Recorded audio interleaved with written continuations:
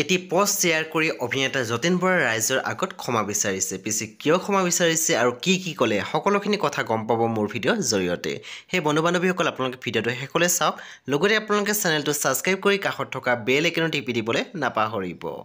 অভিনেতা যতীন বৰাই এটি পোষ্ট শ্বেয়াৰ কৰিছে য'ত তেখেতে লিখিছে, পৌৰাণিক পাহৰো বুলিয়ে কিমান পৰ্যায়লৈ পাহৰাটো সম্ভৱ। ভাল বেয়া তিতা মিঠাবোৰ কিমান পৰ্যায়লৈ আওকাণ কৰাটো সম্ভৱ। নিজৰ মাজৰ ধুমুহাবোৰক বামাৰলৈ হ'বলৈ এৰি দিয়াটো কিমানখিনিলৈ সম্ভৱ।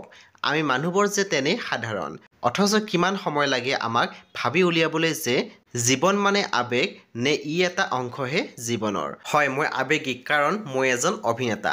আৱেগ নাথাকিলে মই কেনেকৈ অভিনয় কৰিব পাৰিম। মই যতীন বৰা, আচলতে কলংপাৰৰ যতীন্দ্ৰনাথ বৰা।